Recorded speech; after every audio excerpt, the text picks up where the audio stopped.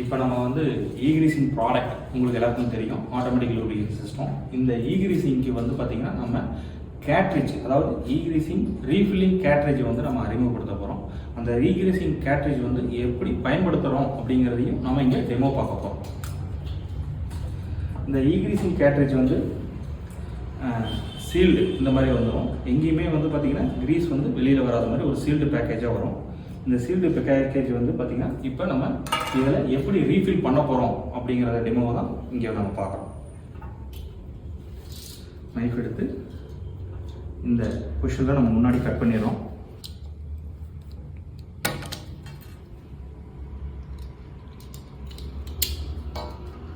Cut பண்ணிவிட்டு இந்த அடாப்டரை இதில் இன்செர்ட் பண்ணிக்கிறோம்.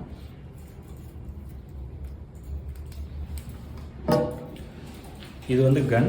இந்த கன் வந்து பார்த்தீங்கன்னா சிலிக்கான் கன்னுன்னு சொல்லுவாங்க. எல்லா ஹார்ட்வேர் கடையிலையுமே இந்த கன் வந்து ஈஸியாக கிடைக்கக்கூடிய ஒரு கன்று தான். எல்லா ஊர்லேயுமே இது கிடைக்கும். இந்த கன்னில் எப்படி நம்ம இன்செர்ட் பண்ணி ரீஃபில் பண்ணுறது மாதிரி பார்க்குறோம். கேட்ரிட்ஜை உள்ளே இன்செர்ட் பண்ணிக்கிறோம். இன்செர்ட் பண்ணிவிட்டு இதை ஃபில் பண்ணிக்கிட்டே வரோம். லாக் டைட் ஆன உடனே இதை வச்சுட்டு நம்ம பம்பில் வந்து கிரீஸ் நிப்பிள் கொடுத்துருப்போம். இந்த கிரீஸ் நிப்பிள் த்ரூவாக தான் நம்ம வந்து கிரீஸை ரீஃபில் பண்ணிகிட்டு இருப்போம். இப்போ இந்த கேட்ரிட்ஜை நம்ம ரீஃபில் பண்ணும்போது இந்த நிப்பிளை மட்டும் ரிமூவ் பண்ணிடணும்.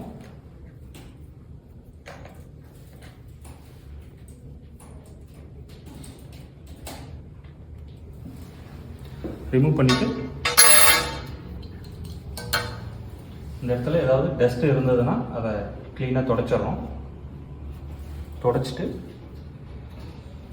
இந்த கன்னை இந்த பொசிஷனில் வச்சு ரீஃபில் பண்ணணும். ரீஃபில் பண்ணும்போது என்றைக்குமே நம்ம எப்போ கிரீஸை ஈகிரீசிங் பம்பை பொறுத்தவரை ரீஃபில் பண்ணும்போது பம்பை ரீசெட் பண்ணி விட்டுக்கோங்க.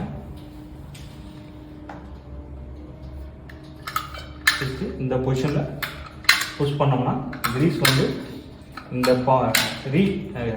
கேட்ரிட்ஜில் இருந்து 250 கிராம் கிரீஸ் இருக்கும். இந்த கேட்ரிட்ஜில் இருந்து கிரீஸ் வந்து சுலபமாக பம்புக்கு ரீஃபில் ஆகிறத நீங்கள் பார்க்கலாம்.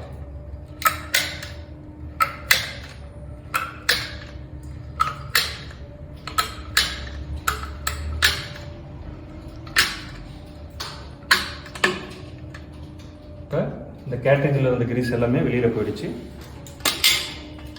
பம்புக்கு ரீஃபில் ஆகிடுச்சு.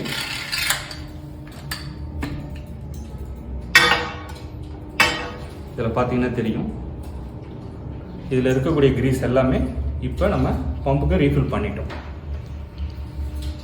ரீஃபில் பண்ணதுக்கப்புறம் இந்த இடத்த திரும்ப ஒரு வாட்டி தொடச்சிட்டு கிரீஸ் நிப்பில் திரும்ப நம்ம பழைய மாதிரி போட்டு விட்டோம்.